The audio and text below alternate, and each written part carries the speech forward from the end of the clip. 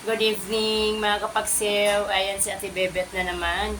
Alam niyo mga kapagsew, tayo nakaranas na tayo ng pagminyo. Ang pagminyo dili ilalim. 'Di ba ang pagminyo nato, 'di ba usahay magbasol ta sa atong mga gibuhat. Pero ang unang step talaga sa pagminyo, say nag gipangulitawan ka, karon gipangulitawan ka, imong gisugot. So uyab na mo. Karon nang minyo na kamo, nagpakasal na kamo, nag-uban na kamo sa isa ka balay. Di ba mga kapagsew, usahay, kag habang hantod sa nagkadugay na natay mga gibati nga kay ubos, gibati nga di maayo, malain na nilang pagtagad ka nato, di ba? Naka-experience ba tang tanan nga nagminyo? Sa una pa lang, napaka-sweet. Tanan, hadlok gani maabugan, hadlok gani nga masabit sa mga dalan. Grabe naka-care, grabe nga nag-amping. Pero pag-abot sa panahon na nagdugay na nag-uban ang isang magtiayon, ginapasagdan na. Di ba? Pag nag-uban na mo, sa una nakadikit, nakagunit sa atong mga braso, sa atong kamot, naglakaw. Tapos, sweet kaayo. Kadugayan, ang gibati sa isa't usa murag lain na, pero abi niyo mga kapagsew, ang unang gid nga naglain og pagtagad sa asawa ang bana.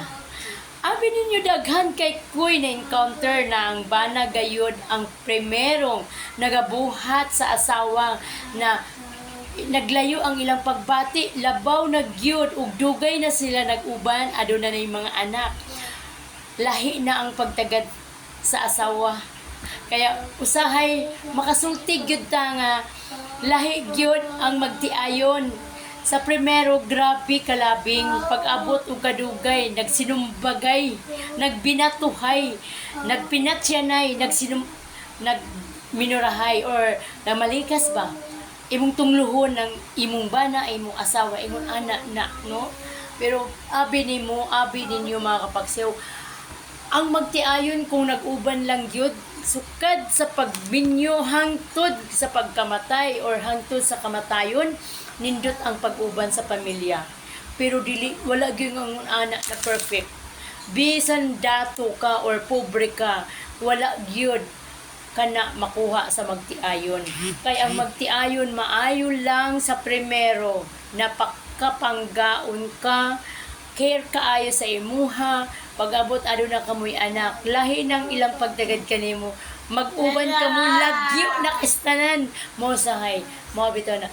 Kaya abi ninyo mga kapagsew, kung pananglit man karon sa mga bagong tubo, paminawa kini ang akong mensahe sa usa ka magtiayon. Kay kamo wala pa mo kahibalo sa among gibati, mao kini. Ang una, mangulitawo, sugton, magminyo, magpakasal, mag-uban sa usa ka balay, manganak, o aduna nay mga depekto. Aduna nay mga problema. Aduna nay mga kung unsay suliranon sa buhay. Kay gano, maayo lang ang kaminyoon kapag bag-o pa. Mao nang giingon nila, ang kaminyoon pag bag-o murag kape, grabing inita. Kadugayan mura na og ice aran ang bugnawa. Mao na karon mga kapagsiw, paminawa gayud kini tinuod ka na.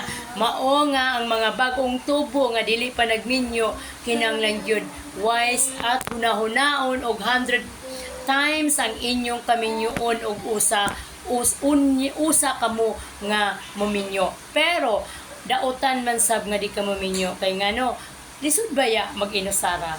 Murang galibog gid ang atong nahuna og unsaon nato pagpaagi ang atong kinabuhi. Pero wise lang. Mura na ha? Wise lang gyud ta. Mong tibay ng dughan. Kinahanglan na aduna gyud kay kabaruganan. Aduna kay baruganan sa imong kaugalingon nga di gyud ka mahunlok, di ka mahugmak. Kay nanglan gyud ipataas gyud ang imong prinsipyo. Kay ngano kung dili nimo nabuhaton, uyayod ka or luoy ka paminawon sa imong ugma. Ano mga kapagsiw, mayong hapon sa inyong tanan, mao ni si Bibit Gabasa ang nagbinsahe kaninyo. Salamat sa tanan.